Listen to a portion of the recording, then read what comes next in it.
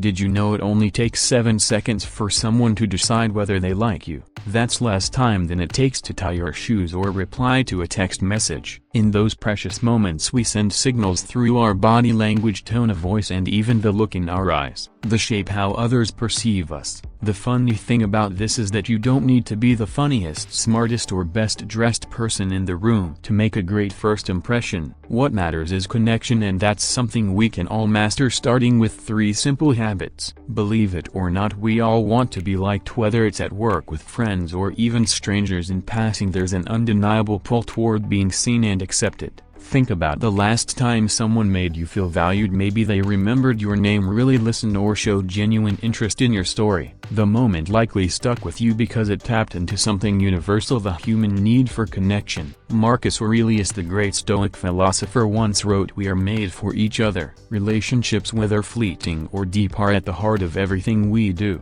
But here's the paradox: the harder we try to be liked, the less authentic we seem. The secret isn't in impressing others, it's in making them feel important.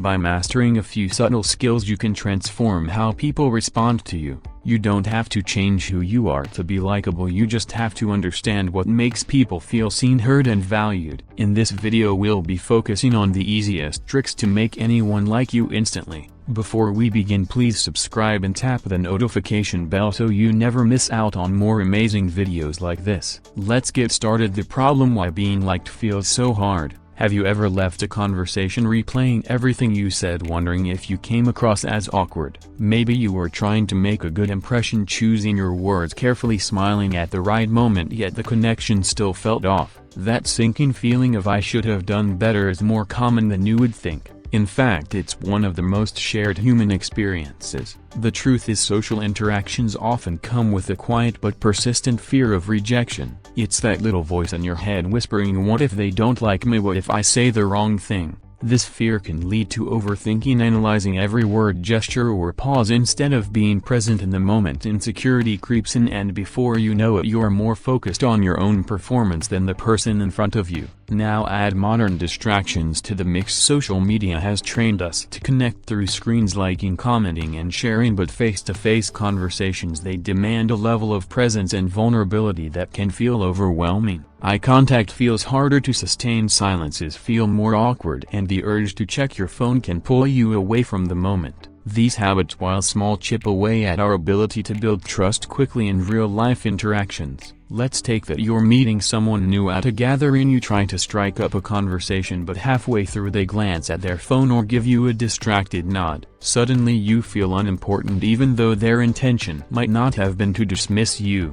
Moments like these happen every day, and they create invisible barriers between us. But there's hope. Being likable isn't about being flawless or effortlessly charming. It's about understanding the small human ways we can bridge those gaps, ways that anyone can learn. And the good news is that you don't have to guess. There are proven techniques to help you break through the noise, connect deeply, and make a lasting impression. So let's stop overthinking and start learning. The trick to being instantly liked isn't a mystery, it's a skill, and like any skill, it can be mastered with practice. The power of genuine attention. Let's take that you're walking into a room full of people, each engaged in their own conversations. Now imagine one person turns towards you, locks eyes, not in a staring contest way, but with warmth and presence, and genuinely listens to what you have to say. You'd feel important, wouldn't you? Respected, valued. That's the transformative power of genuine attention. It's a gift we all crave but rarely give or receive. Have you ever had a conversation where it felt like the other person wasn't really there? Maybe they kept glancing at their phone, cutting you off mid-sentence, or nodding absent-mindedly while their mind wandered elsewhere. Moments like these remind us just how rare genuine attention has become, yet the ability to make someone feel truly seen and heard is one of the fastest ways to build a connection. In fact, your undivided attention is one of the most valuable gifts you can offer. It's the foundation of likability. At its core, genuine attention isn't complicated, but it does require intention. People don't just want to be heard, they want to feel understood. When you focus entirely on the person in front of you, you're giving them something they might not even realize they're craving. Think of it this way: attention is like sunlight. Just as plants thrive when exposed to light, people flourish when they feel noticed and valued. The good news: you can master this skill with a few small but powerful habits. Start with eye contact. Consistent, natural eye contact creates an unspoken message: I'm here and I'm listening. Look directly at the person you're speaking to, but don't overdo it. Staring too intensely can feel intimidating, so think of it as a gentle rhythm. Let your gaze shift occasionally, but always return to theirs to show you're present. This simple act helps build trust faster than any words can. Next, practice listening without interrupting. Too often we're so eager to share our thoughts that we jump in before the other person has finished theirs, or worse, we're already crafting our response while they're still talking. But real listening means setting aside your own thoughts and giving others your full attention. Let them finish. Even in moments of silence, resist the urge to fill the gaps. Sometimes those pauses give people the space to share something deeper. Another key habit is reflecting their words back to them. When someone shares something important, repeat a part of what they said or summarize it in your own words. For example, you might say, "It sounds like you are saying," or "What I'm hearing is this." Not only shows that you're listening but also helps clarify the conversation. It tells the other person, "I hear you and I value what you're saying." Let me share a quick story. A friend of mine once felt incredibly out of place at a networking event. She stood quietly by the corner, unsure how to start a conversation. Eventually someone approached her and asked, "How are you finding the event so far?" It wasn't the question itself that mattered, it was the way the person listened. They maintained eye contact, nodded thoughtfully, and reflected her words without interrupting. That 5-minute exchange left her feeling understood and comfortable, all because someone took the time to really listen. This is the kind of impact you can have on others when you give them your full attention. It's not about having the perfect responses or dazzling them with charm. It's about making them feel important. Even the Stoics recognize the power of listening. Marcus Aurelius wrote, "It is impossible to learn that which one thinks one already knows." In silence we open ourselves to understanding others on a deeper level. By speaking less and listening more, we not only connect with others but also learn about their unique perspectives, struggles and strengths. I once applied this approach during a tense work situation. A colleague came to me frustrated and overwhelmed about a project. Instead of jumping in with advice, I simply listened. I nodded occasionally, maintained eye contact, and reflected their feelings. "It sounds like you're feeling stuck." That simple acknowledgement eased their tension. By the end of the conversation they thanked me not because I solved their problem but because I made them feel heard. When you give someone your undivided attention, you're doing more than just listening. You're creating a safe space for them to express themselves fully. This kind of connection is rare, and because of that it's unforgettable. People won't always remember the details of what you said, but they will remember how you made them feel, and in those moments of genuine attention, likability becomes effortless. Mirroring without losing yourself. Have you ever met someone and felt an instant connection, as if you'd known them for years? Chances are you weren't just lucky, it's likely that subtle mirroring was at play. Mirroring, when done naturally, creates a subconscious sense of similarity between two people. And here's the truth: when people feel like you are similar to them, they're more likely to trust and like you. But let's get one thing straight: mirroring isn't about mimicry. It's not about copying someone's every move or parroting their words. That would feel awkward and insincere, wouldn't it? Instead, mirroring is a delicate balance. It's about harmonizing with the other person's energy, like two voices blending in a song. It's subtle enough to go unnoticed, yet powerful enough to create genuine rapport. The psychology behind it is simple. Humans are naturally drawn to people who seem like them. It's an evolutionary response. Similarity signals safety and familiarity. When you subtly match someone's body language, tone, or pace of speech, their brain registers, "This person gets me." This creates an unspoken connection, even before a single meaningful word is exchanged. Let's break it down into simple steps. First, match their energy level and pace of speech. If someone speaks slowly and thoughtfully, resist the urge to rush your words. Instead, slow down and match their rhythm. On the flip side, if someone is animated and enthusiastic, let your tone reflect their energy. This alignment creates a natural flow, making the interaction feel seamless. Next, mirror their positive body language. Pay attention to how they position themselves. Are they leaning slightly forward,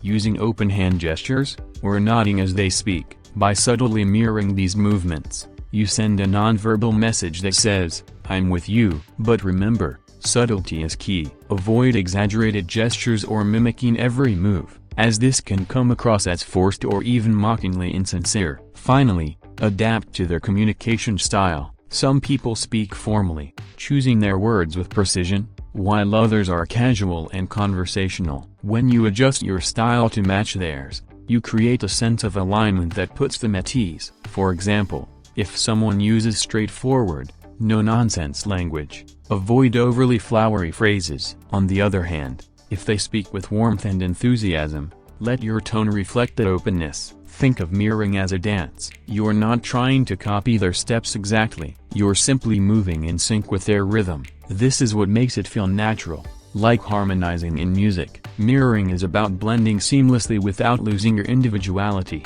Here's an example of how it works. A colleague once shared a story about a job interview that felt like an uphill battle. The interviewer was reserved, spoke softly, and maintained a formal tone. Initially, my colleague, who is naturally outgoing and energetic, struggled to find common ground. But instead of overwhelming the interviewer with her usual enthusiasm, she adjusted her energy, softened her tone, and matched their formal communication style. By the end of the interview, they were exchanging ideas with ease. The shift wasn't drastic, it was subtle and intentional, and it left a lasting impression. The power of mirroring isn't just limited to professional settings. It can transform everyday interactions as well. Picture this. You're meeting someone new at a social event. They lean slightly forward as they speak, so you mirror that subtle movement. They gesture with open hands, and you occasionally do the same. They're casual and conversational, so you keep your tone light and approachable. Without realizing it,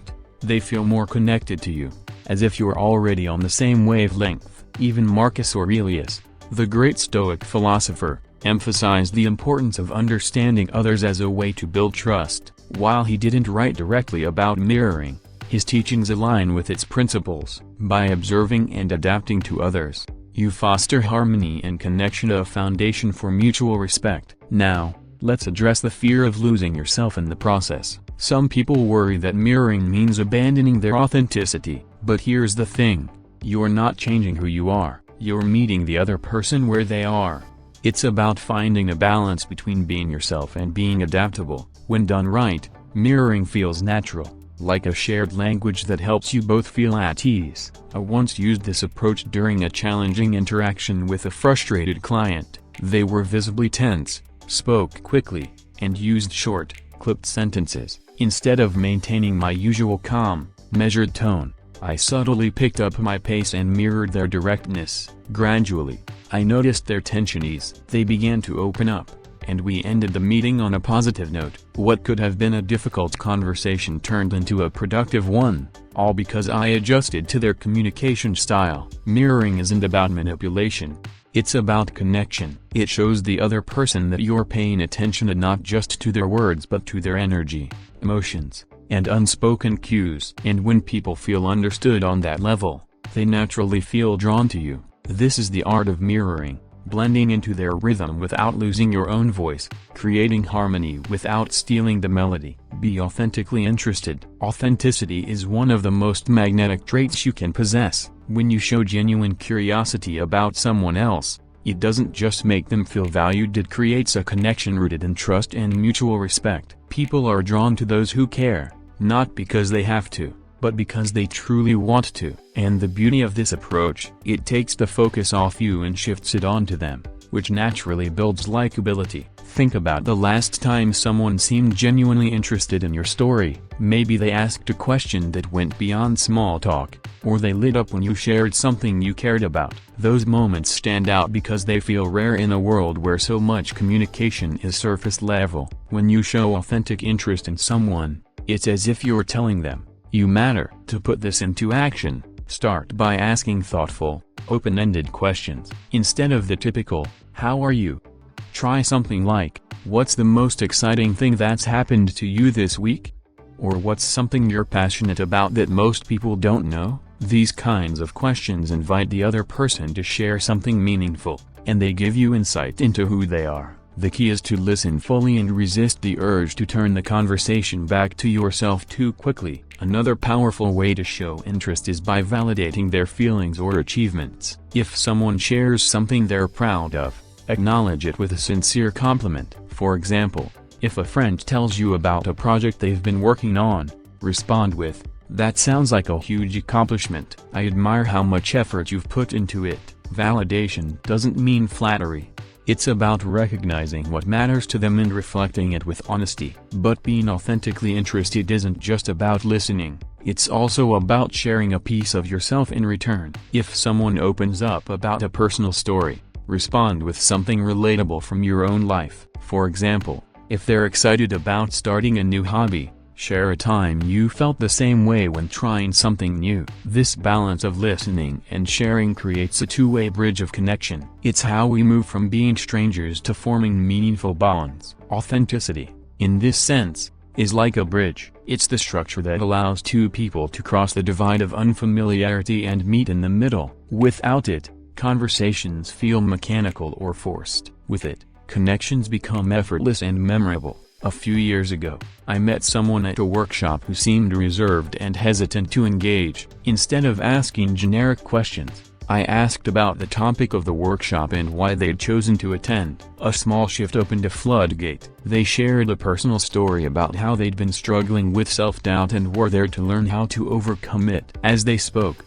I validated their courage and shared my own experience with tackling self-doubt. By the end of that conversation, we weren't just participants at the same event, we were two people who had connected on a deeper level. This kind of authentic interest is something the Stoics understood well. Marcus Aurelius often wrote about the importance of understanding others, observing their nature, and treating them with kindness. Authenticity, at its core, is about aligning your actions with your values. When you approach someone with genuine curiosity, you're showing them your true self while inviting them to do the same. But let's be clear, authenticity doesn't mean oversharing or losing yourself in the process. It's not about impressing others or trying too hard to find common ground. Instead, it's about being fully present and open, allowing the connection to unfold naturally. If someone senses that your interest is forced or self-serving, it can have the opposite effect. That's why it's so important to stay grounded in your intentions. A historical example of authenticity's power comes from Abraham Lincoln,